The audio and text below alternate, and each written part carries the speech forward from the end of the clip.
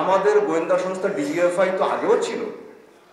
এরশাদ, general এরশাদ যখন সামরিক শাসন চালিয়েছেন তখনও তো ডিজিএফআই ছিলেন।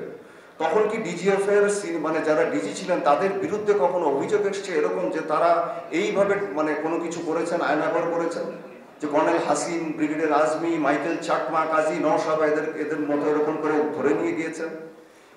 কাজী নওশাবা যিনি অভিনেত্রী, মেয়েটা, আমাদের ওই সাংবাদিকদের হয়তো অনেকেই জানেন না যে তিনি আমাদের একজন সিনিয়র অফিসারের মেয়ে, কর্নেল কাজী সলিমুল্লাহ। আমি সিগন্যাল স্কোরের অফিসার, উনিও সিগন্যাল স্কোরের অফিসার ছিলেন।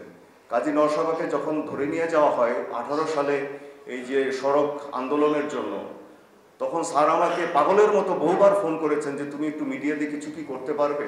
আমি কিছু করতে পারিনি, কারণ আমিও অসহায় ছিলাম, এবং স্যার তো দুঃখে আসলে মারাই গেলেন। আচ্ছা, এভাবে যে ঘটনাগুলো ঘটলো, এভাবে দানব তৈরি হলো কেন? পুলিশেও দানব তৈরি হলো, সব জায়গায় দানব তৈরি হলো, সাংবাদিকদের মধ্যে দানব তৈরি হলো, আমাদের অফিসারদের মধ্যে দানব তৈরি হলো। কেন দানব তৈরি হলো?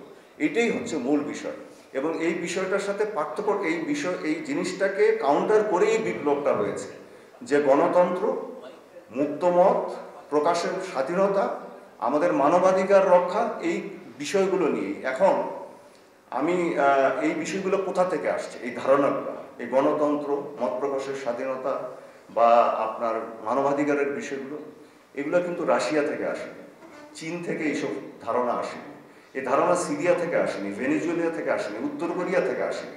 এই ধারণাগুলো হচ্ছে পশ্চিমী ধারণা। আপনারা মানুন আর না মানুন, এই ধারণাগুলো সবসময় পশ্চিমী ধারণা। এবং এশিয়া থেকে কখনো গণতন্ত্রের ধারণা আসেনি, এশিয়া থেকে কমিউনিজম এসেছে। আমি ডক্টর শহীদুজ্জামানের সাথে, উনি অত্যন্ত বিজ্ঞ একজন লোক, ওনার সাথে আমি সফরও করেছি একটা দেশ।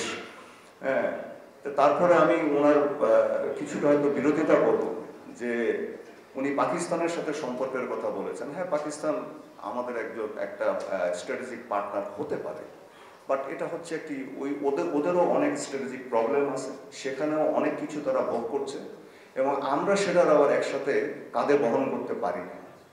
আপনি গত কয়েকদিন আগে 24শে আগস্ট ইউএস নেভাল ইনস্টিটিউট তাদের অফিসিয়াল টুইটার পেজে, এক্স পেজে, তারা বিবৃতি দিয়েছে যে এই বে অফ বেঙ্গল রিজিয়নের নিরাপত্তা রক্ষার জন্য এবং ইন্দো প্যাসিফিক স্ট্র্যাটেজি বাস্তবায়ন করার জন্য তারা বাংলাদেশকে একটা সাথী হিসেবে পেতে চায়, বন্ধু হিসেবে পেতে চায়।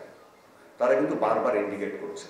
এখন আপনি যদি গণতন্ত্রে বিশ্বাস করেন, মুক্ত মত প্রকাশে বিশ্বাস করেন, মানবাধিকারে বিশ্বাস করেন, আপনি যদি মনে করেন যে প্রত্যেক ধর্মীয় গোষ্ঠীর তাদের নিজ নিজ মত প্রকাশের স্বাধীনতা আছে, আপনার প্রত্যেকের নিজের মতো করে পোশাক পরিধারণের স্বাধীনতা আছে, তাহলে আপনাকে পশ্চিমী ধারণায় মানতে হবে। এবং বর্তমান বিশ্ব ব্যবস্থায় আপনাদের পাশে, যেটা অবশ্য উনি উল্লেখ করেছেন যে মায়ানমারে যেটা হচ্ছে বার্মা অ্যাক্ট, এখন আমাদের ডিসিশন নিতে হবে যে আমরা কি বার্মা অ্যাক্ট বাস্তবায়নে, মায়ানমারের এই এলাকাটায় গণতন্ত্র আনয়নে বা পরিস্থিতি স্থিতিশীলতার জন্য আমরা কি ওটার পক্ষে থাকবো, নাকি ওটার ভিতরে ঢুকে যাব। এই দুটার উপরে নির্ভর করে। আমাদের আবার এটাও ভুলে গেলে চলবে না যে চীনের সাথে আমাদের যে সামরিক সম্পর্ক আছে, সেই সামরিক সম্পর্ককে আমরা দূরে ঠেলে দিতে পারি না। যাও, এটা অন্য বিষয়, আমি শর্ট করি যে আমাদের এই যে বিপ্লবোত্তর পরবর্তী ভূমিকাটা কি হতে পারে। আমি বলবো যে আমাদের যত কিছু এই বিপ্লবের মাধ্যমে অর্জন হয়েছে, তার থেকে এখন যেটা আমি লক্ষ্য করছি যে হ্যাঁ, সংস্কার হচ্ছে, বিভিন্ন দিকে বিভিন্ন বিষয়ে কথাবার্তা হচ্ছে, আপনার পানির বোতল, প্লাস্টিকের পানির বোতল রিপ্লেস করা হচ্ছে, সবই ঠিক আছে, ভালো কথা। কিন্তু আইন শৃঙ্খলা পরিস্থিতি, ন্যাশনাল সিকিউরিটি, আমাদের গোয়েন্দা সংস্থাগুলোর আপনার আবার ঠিকভাবে যে অ্যাক্টিভেট করা, এই সমস্ত কিছু হচ্ছে না। আমি গতকালকের উদাহরণ দিই। গতকাল গোপালগঞ্জে যুবদলের একজন নেতাকে প্রকাশ্যে দিবালোকে হত্যা করা হয়েছে। আচ্ছা, ডোনাল্ডো আজকে আসবেন, কালকে থেকে আপনার এই সংখ্যালঘু অধিকারের নামে অনেক জায়গায় জায়গায়, সারা জায়গায় জায়গায় কিছু কিছু জমায়েত হচ্ছে, দাবি দেওয়া হচ্ছে, মিছিল হচ্ছে। এমনকি অস্ট্রেলিয়ান পার্লামেন্ট পর্যন্ত এখানে কথা বলেছে এই বিষয়গুলো নিয়ে গতকালকে।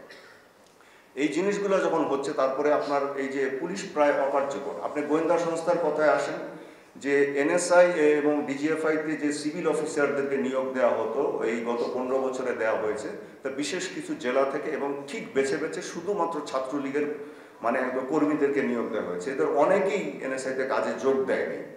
এখন এর বাইরে আছে যে ইলেকট্রনিক সার্ভেলেন্স ছাড়া আপনি বর্তমানে নিরাপত্তা ব্যবস্থা কখনোই ঠিক রাখতে পারবেন না।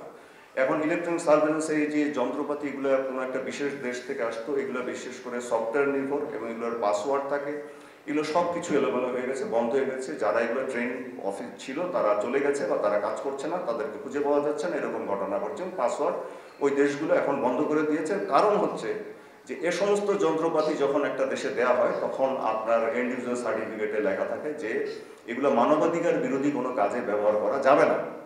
কিন্তু আমাদের গোয়েন্দা সংস্থাগুলো এই বিগত সরকারের সময় এগুলো মানবাধিকার বিরোধী কাজে ব্যবহার করেছে, বিশেষ করে আন্দোলনের সময়। সুতরাং এখন এইগুলো বিচ্ছিন্ন অবস্থায় আছে। সুতরাং আমরা কি করছি, আমাদের যে হিলট্রাক্সের যে অবস্থা, টেকনাফের যে অবস্থা এবং সারা দেশের যে এই যে পরিস্থিতিগুলো আমরা ঠিক মতো দেখতে পাচ্ছি না। এখন কি করতে পারি আমরা? আমার ব্যক্তিগত কিছু ধারণা আছে, আমি সেগুলো টক শো টেলিভিশনে বলেছি। এই যে আমাদের কয়েকশো অফিসার বিনা কারণে বিভিন্ন রাজনৈতিক কারণে চাকরিচ্যুত হয়েছে, তাদের মধ্যে যথেষ্ট ট্রেন্ড অফিসার আছে, তাদের মধ্যে গোয়েন্দা অভিজ্ঞতায় সমৃদ্ধ অফিসার আছেন। তাদেরকে এই সমস্ত জায়গায় অ্যাডক বেসিসে চুক্তিভিত্তিকে আপাতত নিয়োগ দেওয়া যেতে পারে।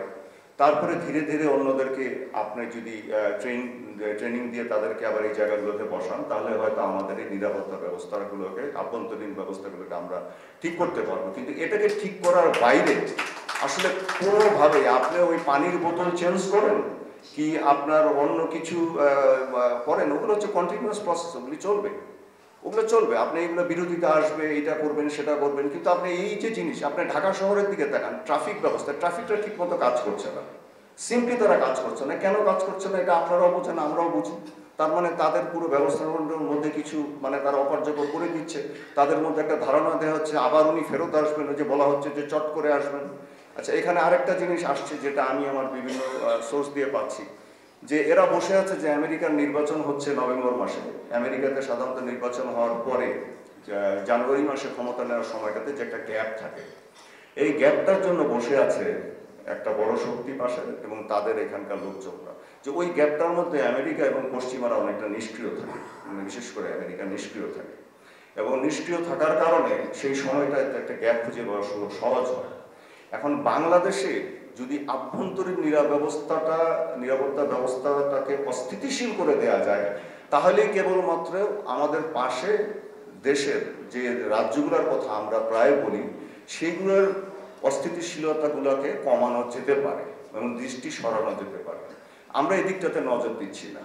আপনারা লক্ষ্য করে দেখবেন যে এখন যে সরকার, অন্তর্বর্তীকালীন সরকার কাজ করছেন, তারা এই বিষয়টাতে কোনোভাবেই নজর দিতে চাচ্ছেন না। তা আমাদের সশস্ত্র বাহিনী তারা যে কাজ করেছে বা তারা আমাদের যারা রিটায়ার্ড অফিসার আছেন তাদেরকে এইসব জায়গায় সম্পৃক্ত করলে, আমি মনে করি জেনারেল জিয়া এটা করেছিলেন।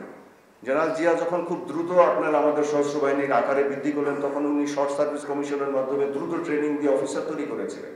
এই সমস্ত জিনিস করতে পারি। এতগুলো অফিসার আপনার ভিকটিম হয়েছে, সৈনিকও অনেক ভিকটিম হয়েছে, তাদেরকে আমরা কাজে লাগাতে পারি, ইমিডিয়েট এই জিনিসগুলো করতে পারি। আমি জানি না যে কেন এই জিনিসগুলো এখনো বিভিন্ন জায়গায় আলোচিত ঠিকমতো হচ্ছে না বা কাজ করছে না। এখন দেখেন আমি আপনাদের বলি যে জেনারেল ওয়াকার, যিনি সেনাপ্রধান এখন, উনি মিলিটারি একাডেমিতে আমার কোর্সমেট ছিলেন এবং এমনকি আমার রুমমেট ছিলেন। আমরা একসাথে একই প্লাটুন কমান্ড করেছি এবং আমি জানি যে উনি 5ই আগস্ট আমি বসে বসে চিন্তা করছিলাম যে জেনারেল ওয়াকার আসলে নিজে কি চিন্তা করছেন। তো এখন কোর্সমেট হিসেবে হয়তো যতটুকু চিনি সেটুকু আমি ধারণা করছিলাম। এখন আপনারা নিজেরাই বলুন, সে যা করেছেন, উনি যা করেছেন, এটা পৃথিবীতে কয়জন জেনারেল বা কয়টা সেনাবাহিনী করে? জাস্ট এই উত্তরটা আপনারা, কয়টা সেনাবাহিনী করে? উনি চাইলে সেদিন মার্শালও দিতে পারতেন, উনি চাইলে, উনি তো শেখ হাসিনার আত্মীয় ছিলেন, উনি চাইলে সেদিন আপনার পক্ষ নিতে পারতেন শেখ হাসিনার। তাহলে কি হতো? আমাদের দেশে গৃহযুদ্ধ লেগে যেত, আমাদের সেনাবাহিনীর মধ্যে হয়তো বিদ্রোহ হতো, আমাদের চতুর্দিকে আপনার গন্ডগোল লেগে যেত। এতদিনে হয়তো আমাদের লাখের উপরে লাশ পড়ে থাকতো, আমাদের বিদ্যুৎ ব্যবস্থাপনা, আমাদের শহর ব্যবস্থাপনা, নগর ব্যবস্থাপনা কিছু থাকতো না। মায়ানমারে যে অবস্থা হয়েছে তার থেকে খারাপ হতো। তো সেখান থেকে অন্তত পক্ষে বাংলাদেশ সেনাবাহিনী একটি গুলি না ছুড়ে এবং যারা ছাত্ররা আন্দোলন করেছে তারাও কিন্তু কোনো অস্ত্র ব্যবহার করেনি, একটি গুলি না ছুড়ে এরকম সফল একটা বিপ্লব পৃথিবীর ইতিহাসে কোনো জায়গায় হয়নি। প্রত্যেকটা বিপ্লবে গুলি খরচ করতে হয়েছে। আমাদের সশস্ত্র বাহিনীর কাছ থেকে আর কি চায় মানুষ? তারপরে দেখেন তারা আজকে 1 মাসের উপরে হয়েছে, তারা তাদেরকে কোনো ম্যাজিস্ট্রেসি পাওয়ার দেওয়া হয়নি, কিন্তু তারা দায়িত্ব পালন করছে। গোপালগঞ্জে তাদের গাড়ি পুড়িয়ে দেওয়া হয়েছে, আশুলিয়াতে তাদের গাড়ি পুড়িয়ে দেওয়া হয়েছে। আমাদের সেনা অফিসাররা এবং সৈনিকরা ধৈর্য ধারণ করছে। আমি এই আপনারা কূটনৈতিক পাড়ায় যান, দেখবেন যে তারা এপিসি নিয়ে গরমের মধ্যে বসে আছে, তারা ডিউটি দিচ্ছে। যে ডিউটিটা দেওয়ার কথা হচ্ছে আপনার ডিপ্লোম্যাটিক পুলিশের, এখন সেই ডিউটি আমাদের সেনাবাহিনীও দিচ্ছে। তাহলে এই যে সেনাবাহিনী যে কাজগুলো করছে, আমার কথা হচ্ছে যে এই কাজগুলোকেও আরেকটু সমন্বিতভাবে করে এনে আমাদের আমি আবারও বলছি যে ভিকটিম যে অফিসাররা আছে তাদেরকে একসাথে নিয়ে আমাদেরকে দ্রুত কয়েকটা জায়গায় ইন্টারনাল সিকিউরিটিটা আগে ঠিক করতে হবে। আপনি যদি ইন্টারনাল সিকিউরিটি কোনোভাবে আমরা ঠিক করতে না পারি, আমাদের যত কথা বলি, যত সংস্কারের কথা বলি, যত কিছুর দিকে যাই, আমাদের কোনো দিকে আমরা আগাতে পারবো না। প্রতিদিন একটা না একটা প্রবলেম আপনাকে ফেস করতে হবে। যেমন আজকে আশুলিয়ায় ফেস করবেন, এইটা হচ্ছে সেটা হচ্ছে, পরের দিন আরেক জায়গায় ফেস করবেন। তারপরে যে নভেম্বর মাস আসতেছে তখন থেকে এরা বসে আছে, আরও অনেক কিছু করবে, আপনি আরও অনেক কিছু ফেস করবেন। সুতরাং এই জিনিসগুলোকে খুব তাড়াতাড়ি ধর্তব্যে নেওয়া দরকার। এবং একটা জিনিস যে প্রায় বলা হতো গত 15 বছর যে গণতন্ত্রের আগে উন্নয়ন, এই কথাটা আসলে আমাদেরকে খেয়ে ফেলেছে। যদি নির্বাচন সঠিক হতো, যদি প্রত্যেকটা নির্বাচন ঠিক হতো, তাহলে কখনোই এই বিপ্লবের প্রয়োজন হতো না, কখনোই আজকে এই অবস্থার প্রয়োজন হতো না, কখনোই কেউ বিতর্কের মুখে পড়তো না, কেউ দানবে পরিণত হতো না, চেক অ্যান্ড ব্যালেন্স থাকতো। কিন্তু সেটা হয়নি। এবং ভবিষ্যতে যাতে এই জিনিসটা কখনো না হয়, চেক অ্যান্ড ব্যালেন্স থাকে এবং দানব তৈরি না হয়। আমাদেরকে যেন কোনোদিন শুনতে না হয় যে ডিজিএফআই আয়নাঘর তৈরি করেছে, ওখানে বিনা বিচারে মানুষকে আটকে রেখেছে। আমাদের যেন কোনোদিন শুনতে না হয় যে বিপ্লব কুমার, আসাদুজ্জামান মিয়াদের মতো পুলিশ অফিসার তৈরি হয়েছে। আমাদের কোনোদিন যেন শুনতে না হয় যে একজন পিয়ন, তার 400 কোটি টাকা আছে। সেম আমাদেরকে যেন কোনোদিন এগুলো শুনতে না হয়।